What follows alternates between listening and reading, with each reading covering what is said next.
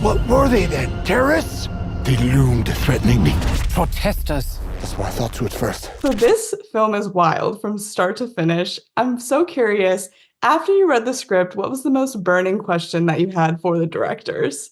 So that bit about the dead bodies and the ritual by the fire, what was happening there? Can you explain that to me? That was my first question. My first question was why me? Why me? Because I'm a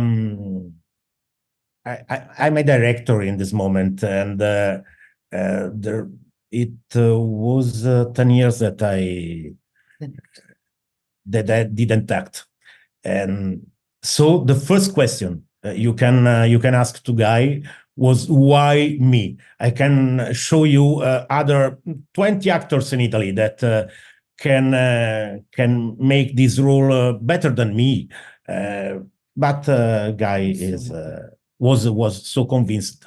For me, actually, the first time I met the guys in Budapest, the first thing I told them coming into they were in a hotel room was, what the fuck are we doing? I think that's a very fair reaction. And they started laughing. Yeah, that's it. He says, they told me, yeah, you're on the right track. Keep on going that way. And yeah, that's actually what I like about a scenario, to be surprised. And that was it. Yeah, of course. And I mean, all of these characters are very rich, very interesting. And we get a little bit of information about Sylvain's childhood when they're talking about regrets. But I want to know for each of you, what were some key sort of background information that you sort of established in order to sort of understand where your character was coming from? I think with Cardosa, my character, the UK Prime Minister, the boys were very clear, that the directors were very clear that, she's fixated on this idea of finishing the provisional statement, no matter whether the world is going up in flames or not.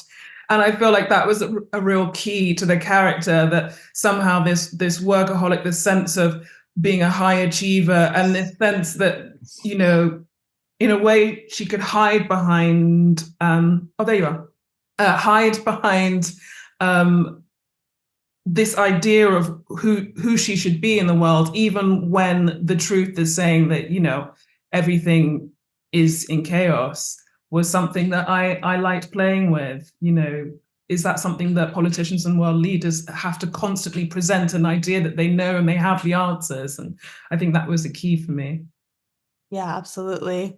So I know that when I was young, I was about like 5 or 6 years old. I spent like pretty much a whole summer on a farm.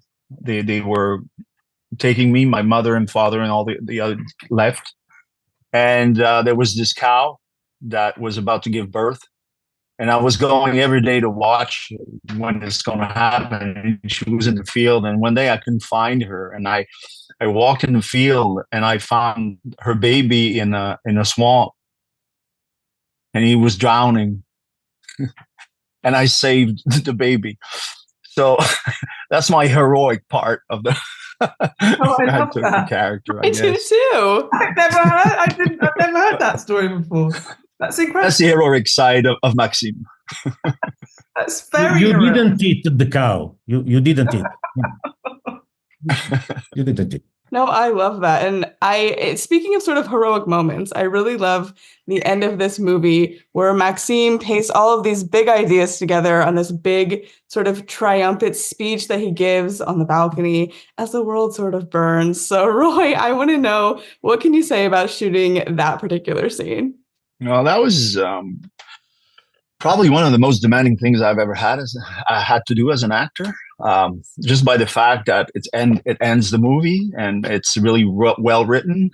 And at the middle of the monologue, I had for direction, he says it like his life depends on it. So I guess the sky was the limit at that point, which was the right direction, because it gives it all its dimensions, even the ridiculous one. But also the fact that all those great actors were joining me on the balcony. It felt like I was talking for all of them. So yeah, there was a little bit of pressure there, but the pressure was actually the build up to that moment. Once you start playing it, it's okay. I'm just in the action, but just the build it, learning the lines and thinking about it. Yeah, it was demanding. It was so human, that moment. Sorry to interrupt. I feel like it's one of the things I love most about the movie is like,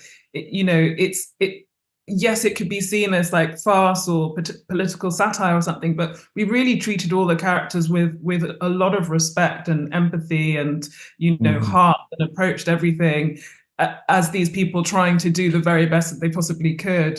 And so that moment with Roy's speech was a moment, I think, that meant a lot to all of us, and of course, which you did so beautifully, Roy. Yeah, I think the groundedness of the characters definitely helps make the satire hit even harder. So I want to ask my last question, because this is such a true ensemble piece with all of these different personalities coming into play.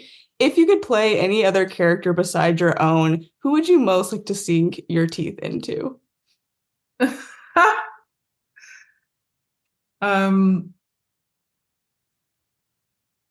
I'm not sure I understood the question. If we could choose any other character, yes, besides Maxime, who would you love to play, regardless of any of the things that make it so you could probably realistically play them?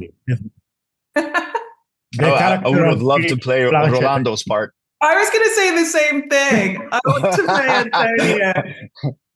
But it's actually, he does, it's so genius how he steals every single scene with one line or handing out a piece of meat. I'm not sure anybody else could do it justice, but I would really love to have it. It wouldn't have been as good if I would have done it, that's for sure. I hear you in this way. Oh, now you can hear. And we're all talking about you, Rolando. Yeah. We're all saying wonderful things about you. Yes, I'm glad the connection was there for that. And I feel like, honestly, you guys all just embodied your specific character so perfectly. So congratulations on the film. And thank you guys so much. It was a real pleasure to talk to you. Thank you. Lovely to meet you. Thank you. Thank you.